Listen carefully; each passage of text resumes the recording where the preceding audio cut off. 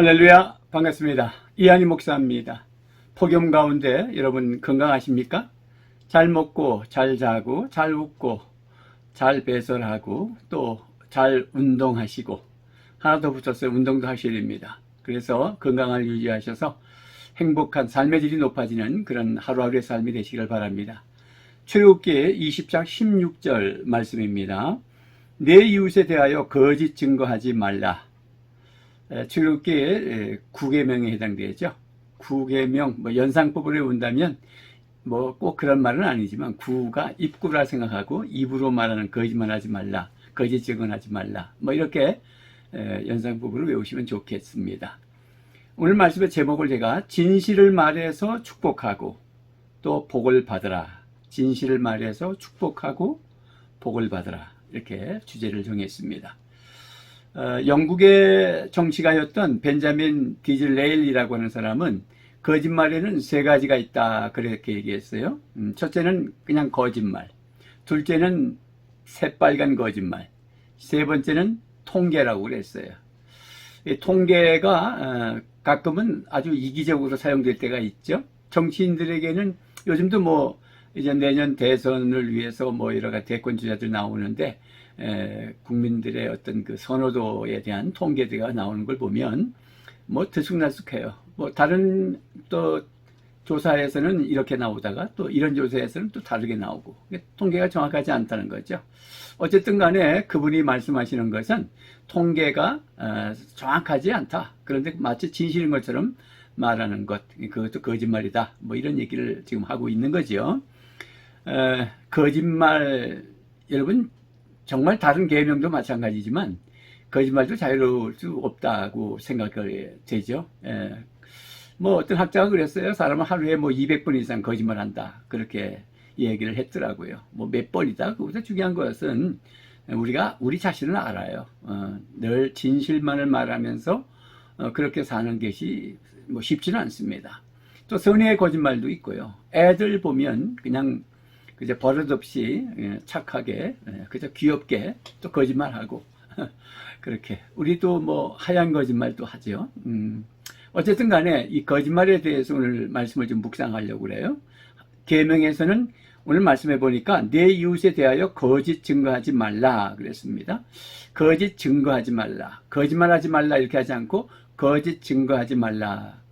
그래서 이 말씀은 원문상에 어떤 법적 용어인데 재판석에서 위증하지 말라, 거짓 증언하지 말라. 그래서 거짓 증언해서 상대에게 큰 손해와 피해를 입히지 않도록, 명예훼손 되지 않도록 조심하라라고 하는 거죠. 그래서 사실은 5계명에서부터 보면은 부모 존중하라는 말이고요. 이제 5계명에서 10계명은 다 이웃을 존중하는 거예요. 1계명에서 4계명은 하나님을 경외하고 또 사랑하고 예배하고, 그 다음에 5계명에서 10계명은 이제 이웃 사랑으로 넘어가는데 이웃을 존중한다. 그래서 5계명은 부모 존중이고, 6은 뭐죠? 6살인, 6을 살인한다. 그래서 6살인, 연상법으로 제가 외우라 했죠. 그러니까 뭐죠? 생명 존중이죠. 7계명은 뭐예요? 간음하지 말라 그랬으니까 이것은 가정, 부부, 그러니까 가정에 대한 존중. 그 다음에 이제 7 다음에 8이죠. 8로 뭐 한다? 도둑질하지 말라. 8계명. 이것은 어떤 거예요? 재산에 대한 존중, 이웃 재산, 소유권 존중. 그 다음에 9계명이 오늘 이제 거짓 증언하지 말라. 이게 명예에 대한, 상대의 명예를 훼손시키지 않도록 명예에 대한 존중. 그 다음에 10계명이 이제 이웃을 탐하지 말라 그랬으니까 그래서 소유권에 대한 소유 존중이라고 하는 것입니다. 자, 오늘 다시 이제 9계명이죠. 그러니까 거짓 증언하지 말라. 그래서 법정에서 거짓 증언하거나 위증하지 말라 한다 해서 일반적인 모든 거짓말은 가능하다, 이런 말은 아닙니다. 그래서 거짓말하면 안 되는 거죠. 그러면 사람들은 왜 거짓말을 할까? 제가 생각해봐서 사람들은 왜 거짓말을 할까? 거짓말도 크게 두 개를 나누면 그냥 하나는 악의적 거짓말과 선의의 거짓말, 그렇게 나눈다고 해요. 그런데 그게 그렇게 중요한 건 아니고요. 사람들은 왜 거짓말 할까? 생각해 봤어요. 제 경험으로 봐서도 그렇고, 일반적으로도 그렇고, 사람들은 왜 거짓말 할까? 일단은 내가 손해 볼까봐. 거꾸로 뒤집으면 이익을 보려고. 뭐 어쨌든 뭐 좋은 소리 듣고 싶어서 아니면 명예적 이익, 물질적 이익, 뭐 다 아주 이익 또 그것도 거꾸로 말하면 명예 훼손될까 봐서 또 실추될까 봐서 이게 손해 볼까 봐죠. 뭐 물질적 손해 뭐 다 같이 통틀어서 그래서 거짓말을 하는다 이렇게 생각하는 것입니다. 그래서 장사하는 분들도 그래서 이제 거짓말하죠. 그래서 3대 거짓말이 뭐 장사 이 남지 않는다는 말과 연세가 많으신 분들이 일찍 죽어야 된다는 것과 노처녀 시집가지 않는다 뭐 이런 말인데 뭐 그것도 또 꼭 맞는 말은 아닌 것 같습니다. 어쨌든 간에 장사하는 사람들이 이익이 안 남아요. 이게 본전해 드리는 겁니다. 이렇게 하면서 거짓말하면서 또 이득을 남기잖아요. 그러니까 손해보지 않으려고 또 이득 남기려고 거짓말하는 거죠. 정치꾼들 뭐 표 얻으려고 거짓말하죠. 그래서 거짓말 제일 많이 하는 사람들이 정치꾼들이다. 뭐 그렇게 얘기들을 합니다. 성경에서 보면은 사도행전 5장에 보니까 아나니아와 삽비라 이야기가 나오죠. 그 바나바가 베드로 사도에게 그때 초대교회에 유무상통할 때 자기의 재산을 다 정리해서 바라를 갖다 내놓고 헌금을 하죠. 헌물하는 거죠. 그래서 이제 아나니아와 삽비라가 보니까 명예가 올라가는 것처럼 보이고 인기가 있어 보이니까 자기도 팔았어요. 팔은 거에 문제 없어요. 그래서 반을 바쳤어요. 뭐 반 바칠 수 있죠. 다 안 바쳤다고 문제가 된 건 아니에요. 근데 베드로가 이게 전부냐? 그랬으면 제가 팔았는데 그 중에 반은 나눴고 반은 가져왔습니다. 뭐 이러면 괜찮아요. 정직하죠. 그죠? 그런데 다 가져온 겁니다. 그랬어요. 그래서 이것은 마귀에게 유혹을 받아 성령을 속인 것이다. 이렇게 베드로가 지적을 하면서 그 순간에 죽어요. 그래서 그 부인 삽비라죠. 삽비라가 또 들에 나가서 주르다가 같이 이제 동조한 건데 베드로가 물었어요. 그랬더니 이 여인도 똑같은 얘기를 했어. 그도 죽었어요. 그러니까 거짓말하면서 마지막엔 죽더라. 뭐 이런 얘기입니다. 자, 그래서 거짓말이 무섭다. 하나님이 무섭게 다루시는 거예요. 구약에도 보면 무섭게 다루세요. 그래서 피해를 입힌 것만큼 거짓말을 하면 저 사람이 피해받은 것을 네가 피해를 받도록 그렇게 하는 그런 것이 성경에 여러 곳에 나와 있습니다. 자, 사람들은 왜 거짓말 할까? 손해볼까봐 아니면 또 이득을 남기려고. 두 번째는 이제 남을 해치려는 목적으로, 악의적 목적이죠. 악의적 목적으로 거짓말을 해요. 역시 정치꾼들. 세상의 뉴스를 딱 보고 뭐 법정에서 계속 위증하고 거짓말하고 그래서 나중에는 뭐 법이 때리죠. 다 뭐 증거 딱 갖다 대고. 근데 남을 해하려고 거짓 증언하기도 하고요. 또 거짓말하기도 하고요. 또 침묵하기도 하고요. 법정에서는 침묵하고 책을 써가지고 또 자기를 변호하면서 다 거짓말이죠. 어쨌든 뭐 제가 누구라고 말을 안 했기 때문에 함부로 속단하지 마십시오. 자, 거짓 증언으로 나봇이 죽는 것을 구약에서 봅니다. 열왕기상 21장에 보면 아합 왕이 나봇의 포도밭을 뺏기 위해서 거짓 증인 두 사람을 세우죠. 이 두 증인이 거짓 증언을 해가지고 나봇이 하나님과 이 아합 왕을 저주했다 이런 식으로 거짓말을 해가지고 결국은 이제 나봇을 끌고 나가서 돌로 쳐 죽입니다. 그리고 그 포도밭을 빼앗지요. 아주 그 성경에 극단적인 얘기도 하지만은 이렇게 남을 손해를 끼치고 그러기 위해서 거짓 증언을 하고 모의하고 그래서 재산을 뺏는 그런 모습을 봅니다. 여러분, 예수님도 대제사장의 법정에서 불법 재판 받죠. 거짓 증언들을 세우기도 하고 그렇게 모함을 하고 뭐 그 결국은 그래서 빌라도에게 넘겨주고 사형제도가 로마 정부에 있으니까 그래서 결국은 십자가에 못 박게 되는 거지 않습니까? 이 코로나 위기에도 정말 악의적으로 통계를 조작하거나 뭐 조작한 건 아니라 할지라도 뭐 적게 조사하면 검사하면 적게 나올 것이고 코로나를 많이 검사하면 또 많이 나오겠죠. 그래서 몇 명 중에 몇 명 나왔다 이렇게 통계가 나오고 보고를 해야 되는데 결과치만 확진자 숫자만 뭐 10,000명을 조사했는데 100명 나온 거하고 10명을 조사했는데 또 1명 나온 거하고 뭐 다르지 않습니까? 근데 100명 나왔다, 1명 나왔다. 몇 명 조사했느냐. 이런 게 이제 좀 정직하지 못한 그런 것 때문에 그래서 이제 한국교회가 한쪽에서 현장 예배를 고수하면서 그것을 운동하는 그런 목사님들의 단체가 있고, 뭐 저도 그 안에 있습니다만은, 그래서 아주 아주 약한 뭐 그 내막은 잘 깊이 들어서 없지만 현상적으로 볼 때 악의적인 그런 모습으로 해서 통계를 조작하거나 그렇게 해서 교회를 핍박하는 그런 것 아닌가, 그런 생각을 하기도 돼요. 물론 뭐 우리가 뭐 이참에 이제 코로나 팬데믹 때문에 한국 교회가 아주 여러 가지 정말 위기 속에 있습니다. 전도도 마음대로 못하고 또 예배 드리지 못하는 거는 고사하고 성도 간의 교제라든지 소그룹을 모일 수 없고 하는 이런 여러 가지 불이익을 좀 당하고 있습니다. 백화점, 큰 백화점 보면은 주말이나 이런 데 보면 뭐 한 1,500명, 2,000명 정도가 들어간다고 그래요. 평소에도 아마 1,000명 정도가 들어간다고 합니다. 그런데 어떻게 하죠? 입구에서 뭐 열 체크하고, 그 다음에 뭐 전화 0820이죠. 거기다 전화해서 확정하고, 그럼 누구나 다 입장하잖아요. 그리고 뭐 제가 코스코나 뭐 이런데 트레저스나 이런데 상가에 가보면 뭐 진짜 바글바글합니다. 왜냐면 에어컨이 또 시원하게 나오니까 피서김에서 와요. 그냥 뭐 거리 간격 그런 거 없어요. 그러니까 막 한 1,000명 이상이 막 확 벌써 다녀요. 그리고 계산할 때 하면 계산대에 계산할 때면 2m씩 줄근 대로 서 있어요. 저기서는 막 돌아다니고 1,000명이 섞여가지고 그 매일. 자, 한번 생각해 봅시다. 교회는 말이죠. 주로 교회가 주일날 한 번 예배 드리지 않습니까? 일주일에 한 번 예배 드리는데 거기다가 10%만 와라, 뭐 30% 와라, 뭐 이렇게 얘기하지 않습니까? 왜 그러죠?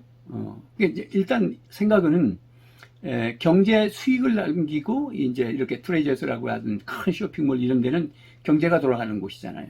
그러니까 돈의 이익에 따라서 정부도 볼 때는 그것은 조금 풀어주는 거죠. 그러나 교회 예배 드리는 거, 그거 드릴 수도 있고 안 드릴 수도 있다, 이렇게 저 사람들은 생각하는 거죠. 그런 거니까 다른 방법을 규제하는 거예요.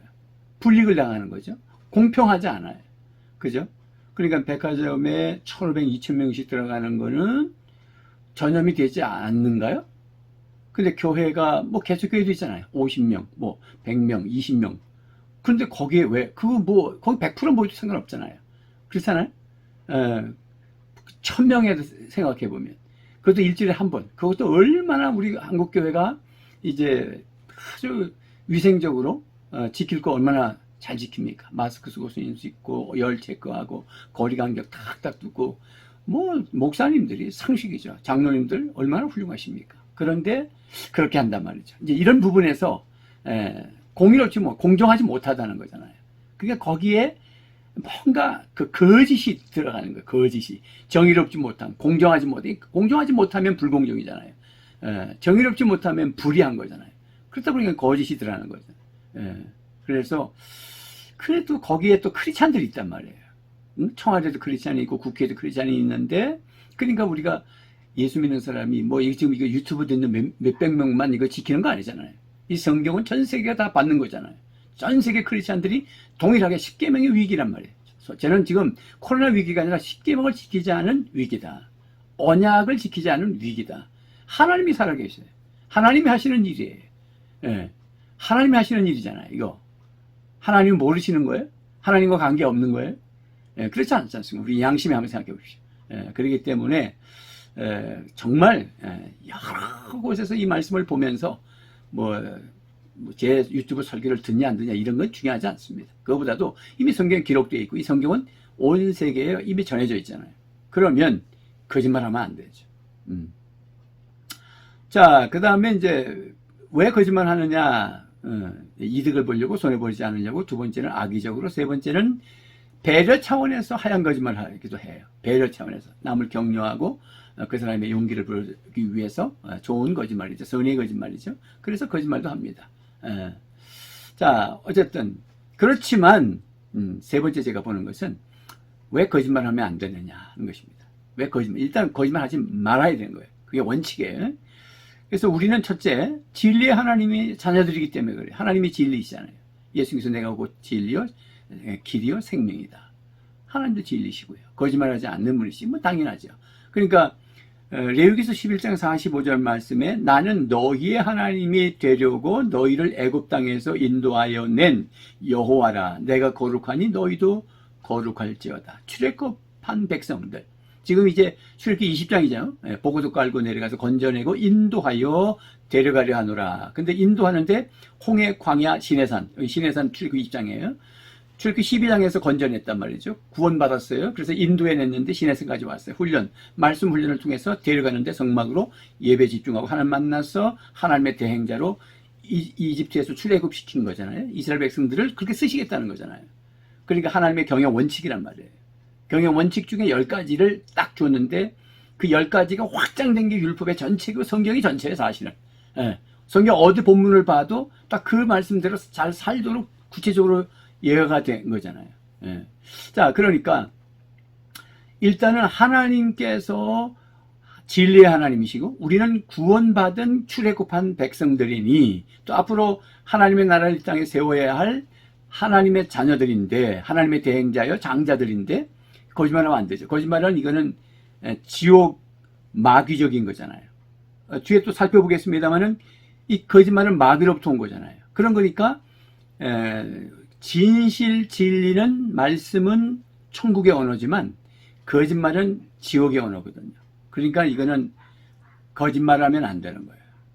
진리의 하나님이기 때문에 하나님의 나라를 이루어야 할 저와 여러분들이기 때문에 적과 꿀이 흐르는 가나안 땅을 이 땅에 세워야 할 천국을 이루는 언어 진실을 말하는 거죠. 거짓말은 하나님의 나라의 DNA가 아니잖아요.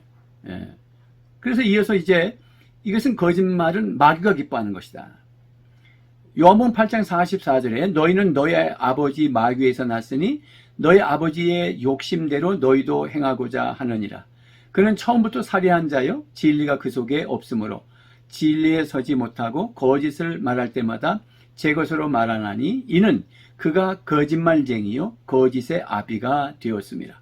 그러니까 마귀는 처음부터 거짓말쟁이고 마귀는 그 안에 거짓이에요. 그러니까 요한복음 10장 17절에서도 도적이 오는 것은 도적질하고 생명을 죽이려고 그러는 거잖아요.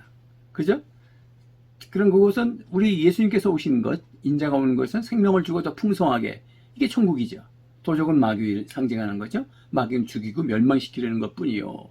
그러니까 그 DNA는 남을 해서 멸망시키는 거짓이 그 아래에 있어요. 그게 원천적이다 그래서 거짓의 아비라는 거예요. 마귀는. 여러분 뭐 창세기 에덴 동산에서 아담과 하와가 마귀로 인하여서 거짓말로 저 선악과 따먹으면 하나님같이 된다. 그렇게 됐잖아요. 거짓말이 시작된 것이 창세기잖아요. 죄가 시작이 거짓말이 시작이에요. 그러니까 거짓말의 뿌리가 아주 깊어요. 원죄의 뿌리가 깊습니다. 결국은 그래서 이 땅에 죄가 들어오잖아요. 그래서 에덴 동산에서 아담과 하와가 쫓겨나게 되고 사망이 오게 되고 그 거짓말이 아주 무시무시한 거잖아요. 예. 그렇기 때문에 우리 자녀들 키울 때 거짓말하면 이거 아주 크게 다뤄야 되는 거예요. 그 습관이거든요. 거짓말도 중독이에요. 그래서 아주 크게 다뤄야 되는 것입니다. 자, 그래서 지금 그 거짓말 하는 사람들, 특히 거짓 선지자들, 이런 얘기가 이 말세 때 주님께서 그런 말씀 많이 하셨어요. 이 마지막 때 거짓 선지자가 많이 나타날 거다. 그런 말씀을 많이 하셨는데, 특별히 또 마태복음 7장 15절 말씀해 보면 거짓 선지자들을 삼가라. 양의 옷을 입고 너희에게 나오나 속에는 노략질하는 일이라. 이리때, 노략질하는 이리때와 같다. 겉은 양을 탈을 썼지만 속은 일이라는 거지. 이 거짓 선지자, 거짓. 그러니까 요즘으로 말하면 이단들이죠. 이단의 교주, 이단의 선생들. 그래서 예수 잘 믿는 사람들, 꼭 교패 붙은 사람 집만 또 찾아다니잖아요. 왜 그럴까 몰라요. 그죠? 믿지 않는 사람들도 많은데. 우리나라가 뭐, 부산, 경남 이런 데 뭐 10% 정도밖에 안 되잖아요. 90%가 예수 안 믿지 않습니까? 그러면 그 90%에게 전도하지 않고 예수 믿는 사람을 쫓아다녀요. 하는 짓이 꼭 마귀적이죠. 예. 그리고 거짓 선지자 노릇하고. 자, 어쨌든 간에 그러니까 거짓말을 하면 안 되는 이유는 우리는 거룩하고 왜 하나님이 거룩하시니까. 우리는 하나님의 자녀니까. 또 뭐예요? 하나님의 나라를 이 땅에 세우는 하나님의 대행자들이 왕 같은 제사장들이잖아요. 거짓말하면 되겠습니까? 거짓말의 아이콘은 마귀적인 거고 그것은 세상적인 거잖아요.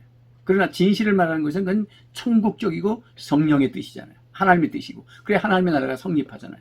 그죠? 그 하나님의 나라를 먹고 마시는 게 아니라 의와 희락과 평강. 의라 봐. 의.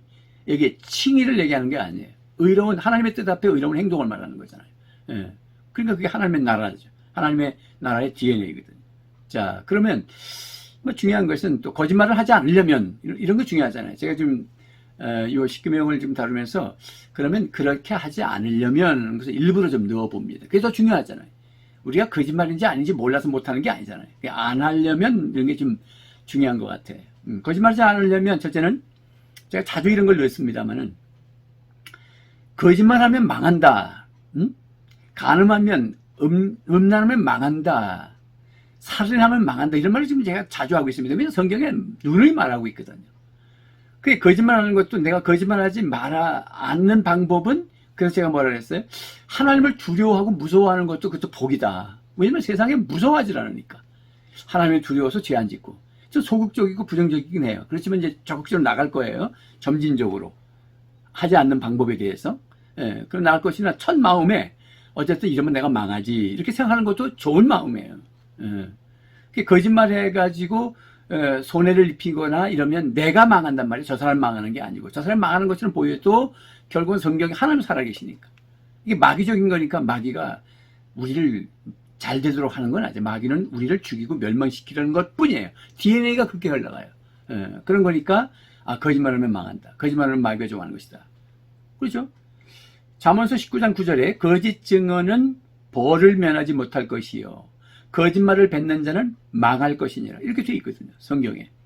또 요한계시록 20장 10절 말씀을 보면 또 그들을 미혹하는 마귀가 불과 유황못에 던져지니 거기는 그 짐승과 거짓 선지자도 있어 세세토록 밤낮 괴로움을 받으리라.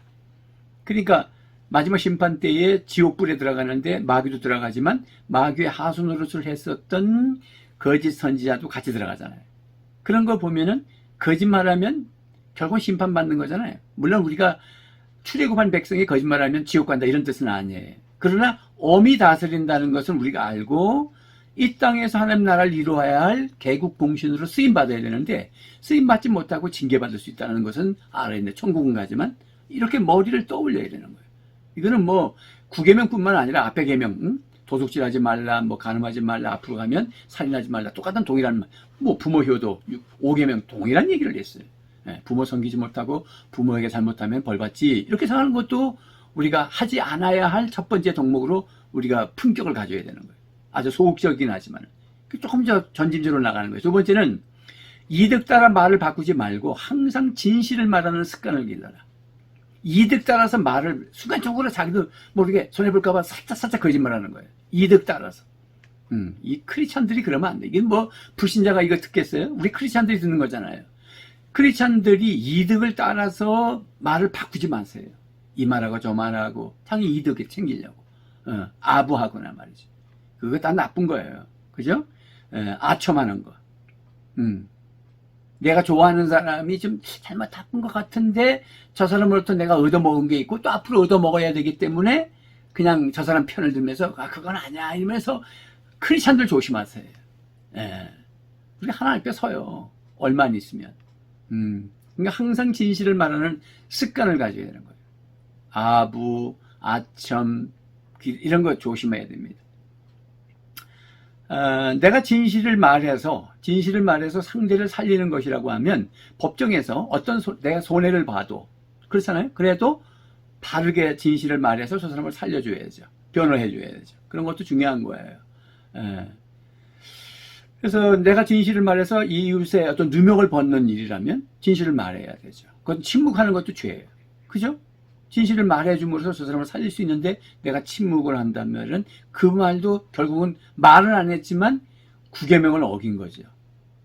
그죠? 알면서도 모른다는 뜻이잖아요. 아는데 모릅니다라고 하면 거짓말이잖아요. 그러니까 침묵하는 것은 거짓말이 되잖아요. 그러니까 살리려면 선식과 킹십을 가진 하나님의 왕 같은 제사장이 사람을 살린다고 생각하고 진실을 말할 수 있어야 된다. 이득 따라서 침묵했다가 이득 따라서 왜곡했다가 여기 붙었다 저기 붙으면 안 된다. 세 번째는 직접 들은 말이 아닌 것은 옮기지 마세요. 반드시 우리가 알잖아요. 우리가 다른 사람이 나한테 말한 걸 또 내가 옮기는 것도 있지만 내가 나로부터 옮길 때에도 내가 직접 봤잖아요. 그런데도 옮길 때에는 과장해서 옮기기도 해요. 그게 거짓말이잖아요. 그러니 다른 사람이 다른 사람에 대해서 말을 나한테 한단 말이에요. 예를 들면 그럼 직접 못 본 거잖아요. 근데 저 사람이 나한테 말을 해요. 그러니까 그런 거 너무 예단하거나 속단하거나 편견을 가지고 그 사람을 이상한 사람으로 보거나 그것을 또 그렇게 내가 또 이해해서 그걸 덧붙여서 또 남에게 전다. 이게 다 거짓 증언이거든요. 그 다음에 명예를 훼손시키는 거거든요. 그러니까 항상 원칙을 갖는데 직접 들은 것을 아니면 절대로 옮기지 마라. 나에게서 멈추세요. 좋은 말 아니면, 칭찬이 아니면 여기서 멈추세요. 예. 그리고 그런 무리 속에 들어있다. 예를 들어서 그러면 그런 말을 하지 맙시다. 이렇게 말해. 여기 사람이 없는데 그런 얘기는 안 하는 게 좋겠습니다. 이렇게 항상. 네 번째, 과장하는 말의 습관을 고쳐서요. 과장하는 거. 예. 내가 1000번, 10,000번 내가 너한테 말하잖아. 이게 과장하는 거거든요. 또 뭐 목사님 뭐 모든 사람이 다 그러는데요. 이렇게 한두 사람 말한 거 가지고 와서 목사님한테 모든 교인이 다 그러는데 이런 식의 그 말투. 그런 목사님이 흔들리고 힘들잖아요. 그러니까 정확하게 특히 그 리더의 급에 있는 분들 조심하셔야 됩니다. 장로님들이나 이런 분들이 담임 목사한테 뭐 건의할 때라든지 그러면 그냥 바르게 말씀하세요. 제 생각에는 그게 제 자기 생각인데도 다른 사람을 얘기해서 이야기하는 식으로 해가지고 또 많은 사람이 과장법이에요. 항상 과장법. 과장법 조심하세요. 너무 과장하는 거예요. 과대 포장, 과대 선전, 가짜, 사기치는 거 여기서 다 나오는 거잖아요. 이게 다 거짓말이거든요. 그 다음에 5번째, 뒷담화하는 습관을 고치세요. 뒷담화. 뒷담화하는 것은 남의 말을 하는 거죠. 험담하는 거잖아요. 그러면 정확한 사실, 팩트를 가지고 하는 게 아니라 거기서 붙여가지고 막 잠언서에 보면은 별식과 같다고 그랬잖아요. 잠언서 18장 8절에 그건 별식과, 남의 말하는 걸 사람들의 그 죄의 근본이, 본성이 별식으로 생각한다는 거예요. 그러니까 조심하셔야 됩니다. 그 습관이에요. 특히 이제 목회자들은 그 뒷담화하고 뭐 누가 뭘 했더라, 뭐 어떤 사람이 그랬대, 뭐 뭘 범했대, 뭐 이런 얘기하면서 그 말하는 사람들, 제가 보니까요, 그런 사람들은 목회도 잘 안 돼요. 목회도 잘 안 됩니다. 훌륭하신 우리 부산은 그래도 수영로교회 정필두 목사님이나 호산로교다 은퇴하셨으면 뭐 최영재 목사님이나 다 존경하고 훌륭한 분, 이런 분들이 남한테 남 뒷담화나 하고 소고소고 그렇게 그 소인같이 하겠어요? 그러지 않잖아요. 근데 보면은 꼭 안 되는 사람들은 그렇게 해요. 그래서 저는 자녀들이나 뭐 좀 정말 내가 아끼는 후배들, 이런 목사님들이 저한테 그렇게 뭐 그렇게 다가오고 막 그랬대. 그러면 내가 말을 딱 막습니다. 그렇게 얘기하지 마라. 그런 말 하지 마라. 그런 말 하는 사람이 잘 되는 사람이 없어. 그러면서 제가 예를 듭니다. 수영로교회 정필우 목사님이 그런 식으로 하겠어? 그게 다 훌륭하게 되잖아. 제가 그렇게 하죠. 뭐 좋은 일이니까 우리 정필우 목사님 제가 이게 이름을 올려드립니다. 좋은 일이기 때문에. 그런 분들이 그러지 않거든. 그러니까 소인배들이 그래요. 소인배들이. 안 되는 사람들이 그럽니다. 성도들도 마찬가지예요. 뒤에서 뒷담화하고 소금거리고 그런 사람 잘 되지 않아요. 응? 시편 101편 5절에 자기의 이웃을 은근히 헐뜯는 자를 내가 멸할 것이요. 그러잖아요. 험담하는. 눈이 높고 마음이 교만한 자를 내가 용납하지 아니로다. 입이 근질근질해서 못 참는. 뭐 소식 들으면 전화. 그냥 앉으면 남 얘기야. 성도들도 그러면 안 되고 우리 목사님들도 조심하세요. 조심하세요. 안테나를 너무 깊이 올려가지고 다 걸려. 그러니까 당신이 걸리는 건 좋아. 그런데 막 전하고 그리고 거기다 붙여가지고 그러지 마세요. 정확한 정보도 아닌데. 제가 그런 건 많이 봐요. 그러면 제가 따끔하게 후배들이나 이러면은 따끔하게 얘기합니다. 또 6번째, 마음과 생각 관리를 잘 해라. 이거는 뭐 제가 그 앞에 이제 6계명부터 뭐 살인하지 말라, 간음하지 말라, 도둑질하지, 이게 다 똑같은 얘기가. 왜냐하면 마태복음 15장 19절 말씀에 이게 참 귀한 말씀이라서 제가 자주 언급해요. 마음에서 나오는 것은 악한 생각과 살인과 6계명이죠. 간음과 음란과 7계명이죠. 도둑질과 8계명이죠. 거짓 증언과 그죠? 9계명이죠. 비방이니 거짓 증언, 비방 다 마찬가지. 그러니까 6, 7, 8, 9계명이 쫙 연결되어 있어요. 어디에서? 마음에서부터 나오는 것은 악한 생각이다. 그 악한 생각이 왜 나와요? 마귀가 주는 거잖아요. 그러니까 아까 마귀적이라고 그랬죠. 그러니까 마음과 생각까지 잘 하셔야 돼요. 그러려면 생각은 정보에서 오는 거잖아요. 제가 오감 얘기도 그래서 한 거잖아요. 그러니까 좋은 것 보시고 좋은 책 읽고 성경만 읽고 기도하시고 성령의 은혜를 받아야 마음의 순화가 되고 치유가 돼야 그런 정직한 사람이 되는 거죠. 그게 인격이잖아요. 품격이고. 그래서 매일 기도해야 돼요. 다윗 보세요. 시편 120편 2절에 여호와여 거짓된 입술과 속이는 혀에서 내 생명을 건져주소서. 다윗이. 시편 51편 10절에 하나님이여 내 속에 정한 마음을 창조하시고 내 안에 정직한 영을 새롭게 하소서. 내 영을 정직하게 새롭게 해주세요. 그 기도가 필요해요. 늘 기도하십시오. 그 사람하고 만날 때 오늘 말로 실수하지 않게 하옵소서. 따뜻한 말하게 하시고 말로 저 사람을 살려낼 수 있는 그런 모임이 되게 해주세요.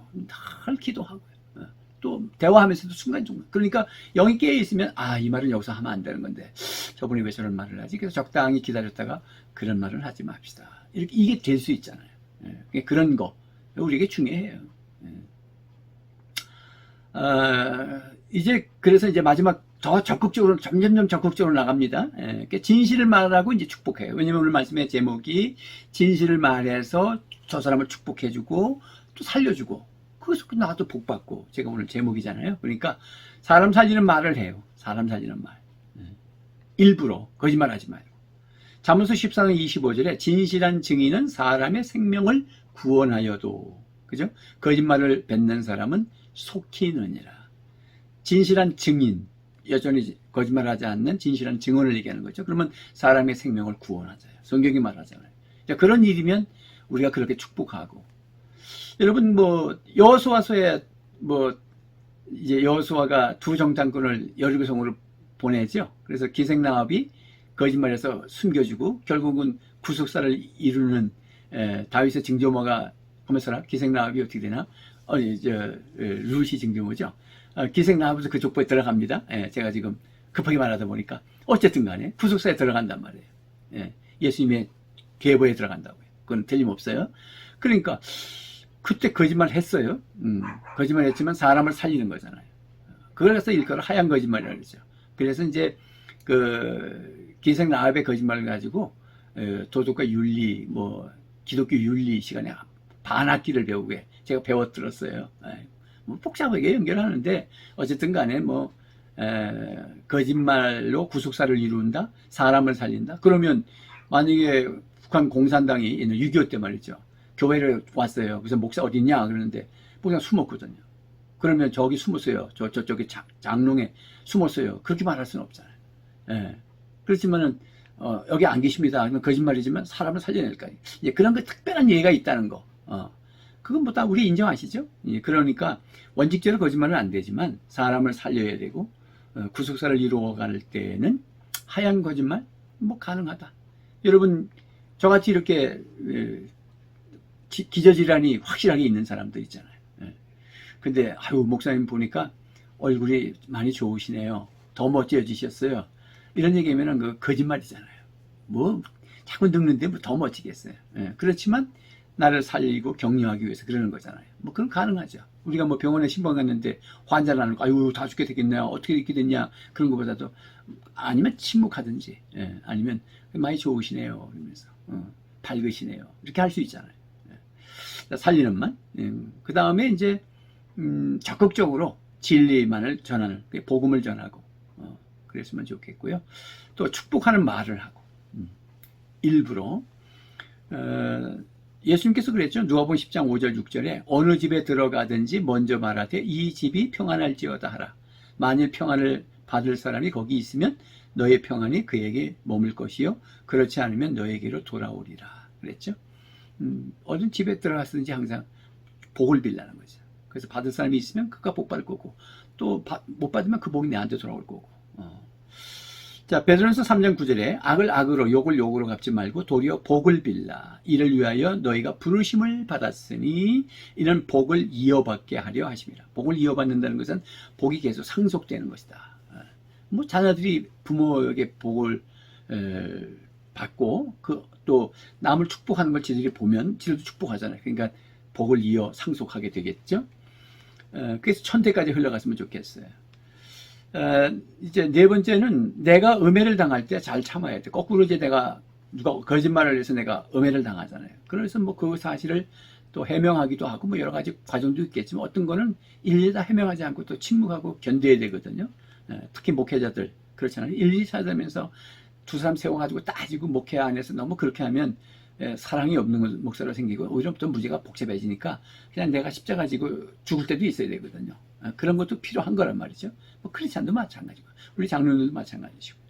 그때 마태복음 5장 11절 12절에 나로 말미암아 너희를 욕하고 박해하고 거짓으로 너희를 거스르러 모든 악한 말을 할 때에는 너희에게 복이 있나니 기뻐하고 즐거워하라. 하늘에서 너희의 상이 큼이라. 너희 전에 있던 선지자들도 이같이 박해하였느니라. 그래서 선지자들이 박해를 받고 또 음해를 받기도 하고 뭐 순교도 하고 그랬는데 그렇게 네가 당한다면 그 반열에 서는 거 아니냐. 그래서 너도 하늘상을 받을 것이다. 그런 거 생각하면서 또 잘 견디시는 거예요. 자, 결단합니다. 시간이 많이 갔습니다. 우리 한번 결단 이렇게 해보는 거예요. 나는 진실만을 말하겠습니다. 나는 진실만을 말하겠습니다. 나는 나의 유익을 위하여 남을 속이지 않겠습니다. 나는 남을 축복하는 말만 하겠습니다. 칭지격동하겠습니다. 앞에서 제가 말씀드렸는데 여기서 더 적절한 것 같습니다. 말에 관계되는 거니까 칭지격동, 칭찬하고 지지하고 격려하고 동기부여하고 축복하는 거죠. 그래서 하나님의 나라를 이루어가는 일에 하나님이 거룩하니까 우리도 거룩하고 하나님이 진리시니까 우리가 진실한 말만 하는 이게 쉽진 않지만 성령 충만해서 잘 준비하시고 그리고 연습하고 또 훈련하고 그렇게 해서 정말 그렇게 하면 아마 사회생활도 회사 직장이나 학교 생활이나 모든 사회 영역에서도 인정받고 참 좋은 사람을 인정받고 그 인정받는 사람이 잘 될 수밖에 없겠죠. 그래서 행복하고 건강하고 성공하는 인생 되시기를 주님의 이름으로 축복합니다. 찬양하겠습니다. 사람을 보며 세상을 볼 때 만족함이 없었네. 나의 하나님 그분을 뵐 때 나는 만족하였네. 저기 빛나는 태양을 보라. 또 저기 서 있는 산을 보아라. 천지 지으신 우리 여호와 나를 사랑하시니 나의 하나님 한 분만으로 나는 만족하겠네. 사랑으로 세상을 볼 때 만족함이 없었네. 나의 하나님 그분을 뵐 때 나는 만족하였네. 동남풍아 불어라. 서북풍아 불어라. 가시밭에 맥가파 예수 향기 날리니 할렐루야 아멘. 가시밭에 맥가파 예수 향기 날리니 할렐루야 아멘. 할렐루야 아멘. 여러분 더운데 고생 많으셨고요. 늘 건강하십시오. 에어컨 안에 있으면 시원해요. 근데 바깥에는 막 타요. 그래서 매일 물을 주는데 물 주는 거 못 당해요. 바깥에서 막 식물들이 말라 죽고 있습니다. 잔디가 그냥 노랗게 겨울처럼 매일 저녁에 물을 주는데 죽어가고 있습니다. 지구온난화 심각합니다. 그러니까 우리는 에어컨 안에 있으면 앞으로 무더위가 있고 뭐 50도씩 올라가면 우리 에어컨 안에 있으면 살겠지 그렇게 생각할 수도 있지만은 어떤 진화 또 생물학자 교수가 이 유튜브에서 강의를 하실 때 그런 말씀을 하시더라고요. 우리는 에어컨 속에 살면은 살지만은 바깥에 우리가 먹거리 모든 자연은 말라 죽는다. 걸어 우리도 죽는다.